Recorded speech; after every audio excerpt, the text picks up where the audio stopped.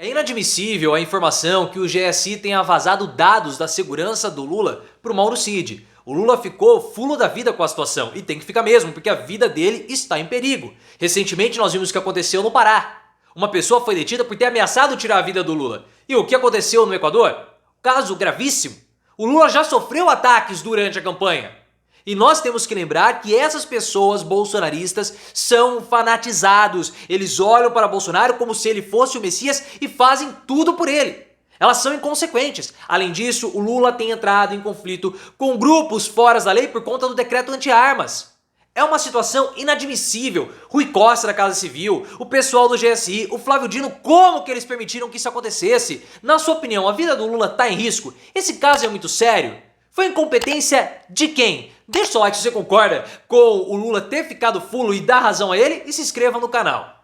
O que a gente viu, pessoal, esse caso eu não iria nem comentar. Pô, é uma falha qualquer de segurança, é um pormenor, mas depois do que aconteceu no Equador, com o candidato à presidência da República perdendo a sua vida em um ataque fora da lei, é simplesmente surreal e me deixou preocupado. Não vou falar o nome do candidato para evitar problemas aqui, porque esse foi um caso muito sério. Só que antes desse caso do Equador, nós tivemos no ano passado o Shinzo Abe, o ex-primeiro-ministro japonês, que publicamente foi atacado também e perdeu a sua vida. Isso tudo me deixou assim bem preocupado com a segurança do Lula, porque o candidato equatoriano estava entrando em conflito com grupos ilegais, muito parecido com o que o Lula está fazendo agora. E quando eu vi esse caso do Equador com a notícia dos vazamentos do GSI, isso me deixou preocupado. Porque eu não sei se você ficou sabendo que o GSI, que é o Gabinete de Segurança Institucional, ou seja, é o gabinete que tem que preservar e cuidar da segurança do Lula, mandava e-mails com dados de viagem, locais, agendas do Lula para o Mauro Cid e também para outros integrantes da equipe do Mauro Cid. E os caras já estão fora do governo há 8 meses, mas o GSI continuava vazando informações. Ou seja, toda a segurança do Lula estava em risco porque essas informações que são altamente sigilosas, que precisam ser preservadas para proteger o chefe de Estado, a autoridade máxima do país, eram vazados para adversários políticos, como no caso Mauro Cid, que promoveu e está sendo investigado pelos atos antidemocráticos também. Então assim, é um boicote à segurança do Lula promovido pelas próprias pessoas que deveriam proteger o Lula. Uma sindicância foi aberta para saber o que aconteceu e precisa ser investigado. Foi um erro ou foi um ato deliberado? Se foi um ato deliberado, é um atentado contra o Estado brasileiro, como um todo. Então isso precisa ficar muito esclarecido. O Lula tá fulo da vida segundo informações do site O Bastidor. E tem que ficar mesmo. O site O Bastidor, tudo bem que não é uma fonte como a Veja, como o Globo, como uma Folha de São Paulo, o UOL. Eu sempre gosto de fazer aqui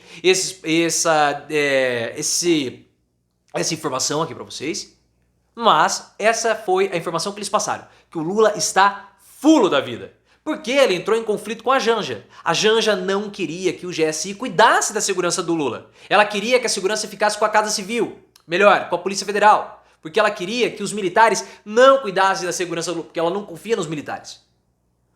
Ela queria que civis fizessem o serviço de inteligência e proteção ao Lula. Mas o Lula, com aquele jeito conciliador dele, achou melhor que o esquema de segurança fosse administrado e gerenciado por um modelo híbrido entre o GSI e a Polícia Federal. Só que nós temos um problema no GSI, que é a quantidade de bolsonaristas que tem lá dentro. O GSI foi extremamente bolsonarizado pelo Augusto Heleno durante todo o governo Bolsonaro. É o local que mais tem militares e mais tem bolsonaristas. O Flávio Dino ele não conseguiu promover a limpeza que ele deveria ter feito, muito menos o Gonçalves Dias. E eu não sei se essa limpeza foi praticada dos bolsonaristas, porque quando você demite muitas pessoas da máquina pública, existe aquilo que chama apagão das canetas. O que isso significa? A máquina pública trava.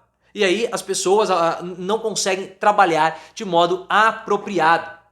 Só que esse caso, pessoal, quando nós vemos tudo que aconteceu recentemente, o Lula tem total razão para ficar fulo da vida. Porque em Belém do Pará, nesse evento recente que o Lula foi participar, ele passou por Santarém, que é uma cidade também do Pará, o Lula foi ameaçado. Porque um ex-garimpeiro bolsonarista que esteve presente nos atos antidemocráticos, que invadiu a Praça dos Três Poderes, invadiu o STF, ele chegou e começou a percorrer a cidade de Santarém, foi lá em alguns bares, perguntando, indagando onde que o Lula ficaria hospedado. Porque ele iria atingir o Lula com uma bala na barriga. Ah, ele estava blefando. Não sei, a gente não sabe se ele estava blefando ou não. E aí uma testemunha ouviu e fez a denúncia. Quando a denúncia foi feita, a Polícia Federal foi lá e o abordou. O interceptou. Não sabemos se ele ia ou não. Só que se ele tivesse as informações que o Mauro Cid teve acesso, o que ele poderia fazer? Para quem essas informações estavam sendo vazadas? O que poderia acontecer? Porque como nós vimos, ele era um ex-garimpeiro. O Lula endureceu as regras contra o garimpo legal, principalmente aumentando a proteção aos povos Yanomamis e aos povos originários da região norte, onde o garimpo ilegal corre solto.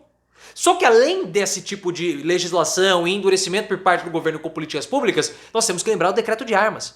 O decreto de armas que o Lula fez restringe o acesso a armas. E o problema não são os CACs, que são os colecionadores, aquele cara que gosta, né, porque tem o ressentimento na vida e quer pegar numa pistolona pra se sentir, né, todo poderoso igual o Eduardo Bolsonaro. O problema não é esse povo que tem complexo de tamanho.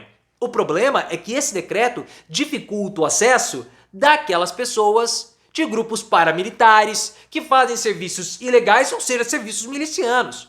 Existe um lobby forte da indústria armamentista, alimentada também por esses grupos de militares que acabam indo para a milícia, no Congresso Nacional, para uma maior flexibilidade ou uma flexibilização da posse de armas.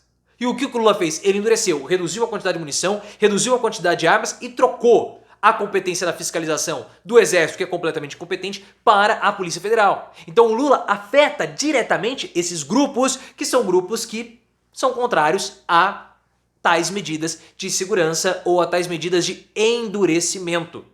E nós temos que ver então de quem foi o erro do governo nisso tudo. Temos que ver de quem foi o erro. A Casa Civil falou o seguinte: não, houve um atraso na hora de nós desativarmos os e-mails, porque isso era a responsabilidade da Casa Civil. Houve um erro, né? Nós atrasamos, porque o contingente de pessoas foi muito baixo, foi muito pequeno, então não deu tempo de nós desativarmos. Isso é uma falha do Rui Costa. Então o Rui Costa tem que se explicar. A própria Casa Civil tem que se explicar. E é desejável que tenha sido um erro, que tenha sido incompetência dos servidores. Porque se não foi, nós temos ali um ato claro de boicote à segurança presidencial.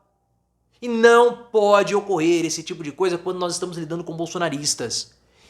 Essas pessoas, elas são extremamente fanatizadas. Nós estamos falando isso há tempos aqui no canal. Há tempos, talvez tenhamos sido os primeiros a associar o bolsonarismo com uma religião.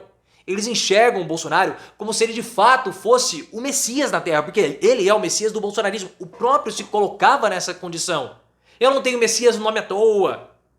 Eu, Deus acima de tudo. Eu estou na Terra, sou um enviado do divino. Então todos aqueles que se opõem a Bolsonaro estão se opondo diretamente a Deus, no entendimento de alguns bolsonaristas, ou na percepção que o Bolsonaro gostaria de passar. E como a religião bolsonarista, que é a religião do André Valadão, que é aquele cristianismo do ódio, cruzadista, inquisitório, tem as suas próprias interpretações das escrituras, porque os caras promovem armas. Tá liberado. Que cristão que quer... Mas eles promovem toda a perseguição às minorias. Um bolsonarista mais fanatizado pode sim, com uma falha de segurança do Lula, tirar a vida do presidente. Não é uma brincadeira isso. Não é uma brincadeira, porque o Lula, ele gosta de estar junto com o povo. Várias fotos, imagens assim do Lula indo abraçar a população. Então não pode ser tolerado. E nós não podemos esquecer que no ano passado ataques já aconteceram contra o Lula durante a campanha. Até mesmo antes da campanha. Antes da campanha começar, a comitiva do Lula foi alvejada. E durante a campanha, em Minas e no Rio de Janeiro, frascos com líquidos mal cheirosos foram atirados no comício do Lula. Além disso, o juiz que prendeu o Milton Ribeiro, por conta do Bolsonaro do MEC, ele teve o carro atingido com ovos. E a Folha de São Paulo também foi atingida com explosivos no ano passado. Então não é uma brincadeira, porque o bolsonarismo é um movimento extremamente fanatizado. Eles vivem uma jihad. Por isso que todo cuidado com a segurança presidencial é pouco e o Lula tem toda a razão de ficar extremamente furioso com essa incompetência por parte da sua equipe que deveria preservar pela sua segurança.